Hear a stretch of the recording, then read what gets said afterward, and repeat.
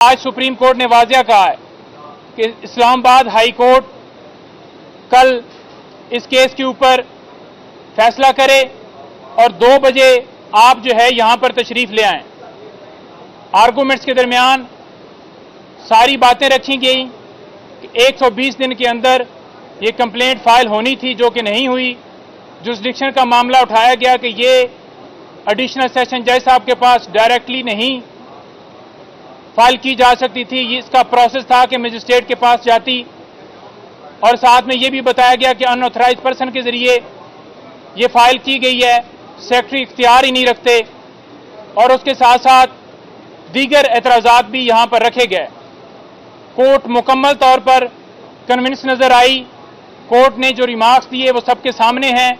इंशाअल्लाह हमें उम्मीद है कि कल खान साहब की इस मुकदमे में बेल होगी और ये जो मुकदमा झूठा बनाया गया, जो कि टाइम बार्ड है, जिसके अंदर बहुत सारे लकूने हैं, ये मुकदमा जो है इसमें खान साहब बाइज्जत बरी होंगे। बहुत शुक्रिया। नईम साहब, ये बताइएगा, जिस तरह बाकी भी हुई थी कि वज़रा के साथ जो रवैया अपनाया गया, वो उनकी ज़मानत होती है, उनको दोबारा गिरफ्तार किया जाता है। अगर खुदा न खास्ता कल खान साहब की ज़मानत हो जाती है तो या वो जेल से बाहर निकलते और उनको किसी और मुकदमे में दोबारा जेल में डाल दिया जाए, तो उसके हवाले से आप क्या कहें? देखें, गुजारिश ये है कि यहाँ पर हम यही इस्तदा कर रहे थे कि हमें इस्लामाबाद हाई कोर्ट से इंसाफ की उम्मीद नहीं है।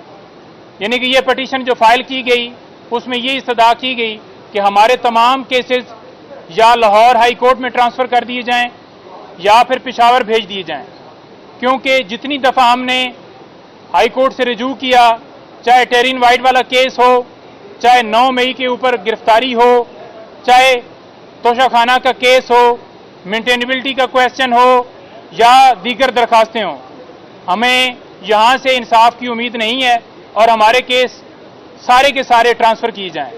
वो भी सुप्रीम कोर्ट में दायर हो गई है और इंशाअल्लाह हमें उम्मीद है कि उसके ऊपर भी जल्द फैसला होगा। हम तो हमेशा ये कहते हैं कि हमारे साथ कानून आइन के मुताबिक खान साहब को उनके साथ कानून के मुताबिक ट्रीट किया जाए और उन्हें इंसाफ दिया जाए। इंशाअल्लाह इंसाफ होगा और ये जो ला कानूनियत है ये बिल्कुल किसी तरह से नाकबूल है और किसी तरह से इस तरह के फैसले जो हैं उनको चैलेंज भी किया जाएगा और उसका सद्भाव होगा इंशाअल्लाह। थैंक्स। मुबारक हो सर।